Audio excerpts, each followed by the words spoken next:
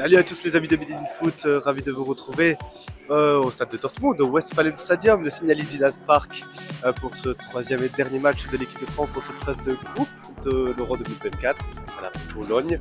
La France est assurée d'être en huitième de finale, mais ne sait pas encore contre qui ils vont jouer, ni à quelle place ils vont terminer dans ce groupe D. Et ils peuvent terminer aussi bien la première, la deuxième et la troisième place.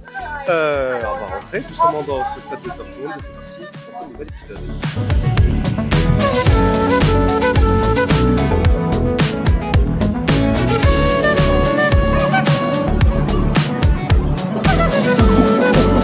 Avant de se retrouver à l'intérieur du stade, je vais vous proposer de regarder quelques images. D'abord celle en ville où les Français se sont installés tôt dans le centre-ville de Dortmund dans la journée, et puis celle du cortège français qui a marché pendant un bon kilomètre pour rejoindre la porte sud du stade de Dortmund. On sera d'ailleurs dans le mur jaune pour ce match.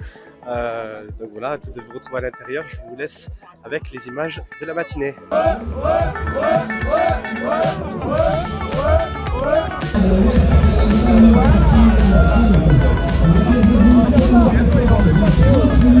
Enchaîne Momo. Momo, comment ça va? Ça va super bien.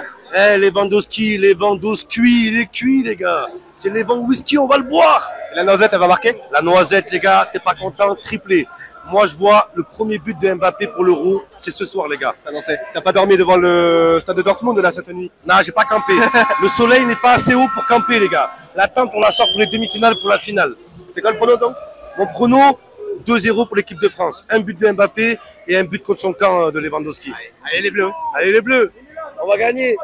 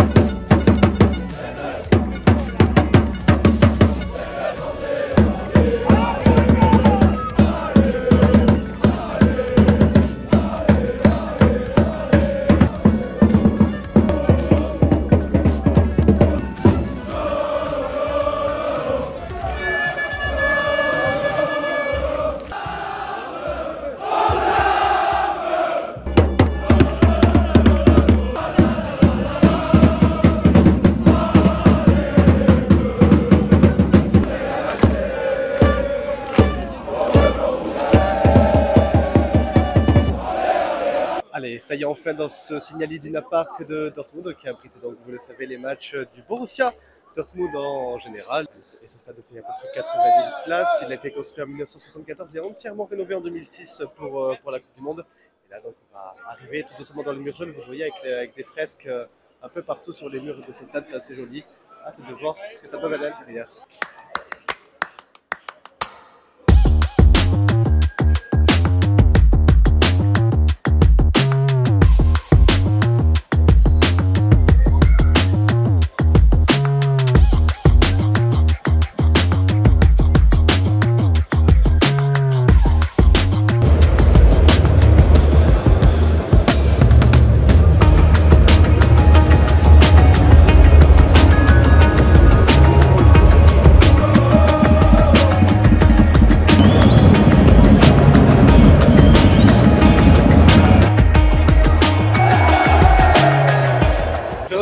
La personne qui a la bâche la plus stylée de tout l'Euro.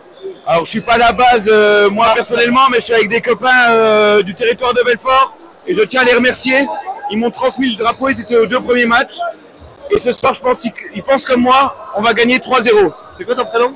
Damien. Damien, donc tu portes fièrement la bâche de N'Golo Kanté. Oui. Ça elle est venue comment l'idée, tu le sais ou pas? L'idée elle est venue qu'on a fait l'Euro 2021 avec les copains. On a fait le tour de l'Europe avec le bus du Joe et on a fait Munich, Budapest. Et on s'est régalé. Le match on n'a pas continué, mais ce soir on va continuer plus loin. Donc là on est reparti pour un tour, pour tout l'Euro, tous les matchs des Bleus. On va essayer de le faire. Tu vois, ils ont les agendas, tout, on va le faire. Et pourquoi pas se retrouver à Berlin le 14 juillet? Le 14 juillet, bah, on va fêter la victoire. On l'espère, on l'espère. On va le faire. Allez, Kanté. Allez, Kanté.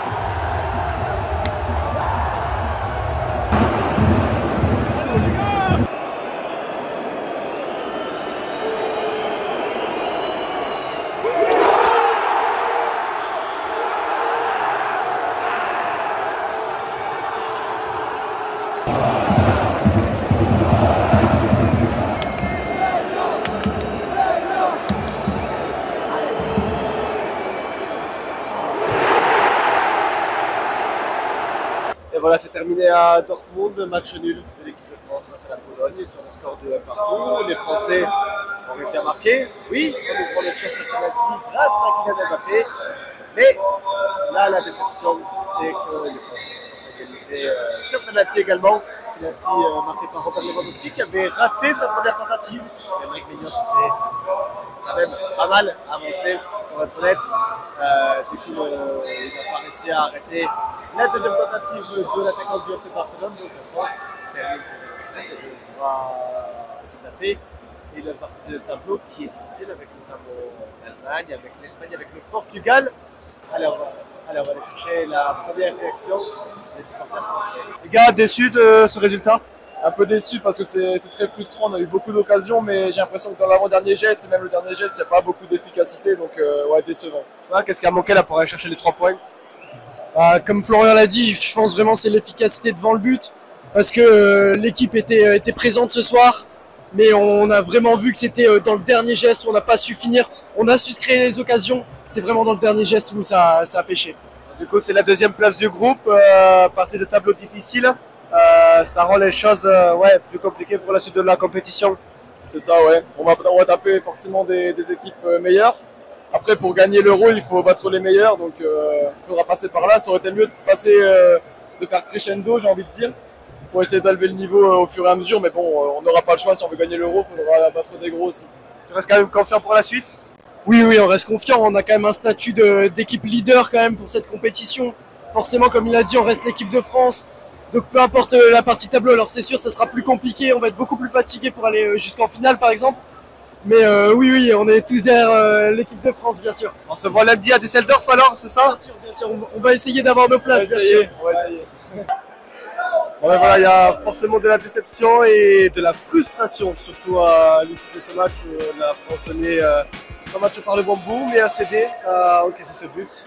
La France donc va jouer lundi, son 8e de finale à Düsseldorf, contre un adversaire qu'on ne connaît pas encore, on le saura demain, ça se jouera. Alors il y a le choix, c'est entre 4 équipes, c'est le groupe de la Belgique, hein, vous savez, le groupe où les 4 équipes comptent actuellement 3 points, la Belgique, la Slovaquie, la Roumanie et l'Ukraine.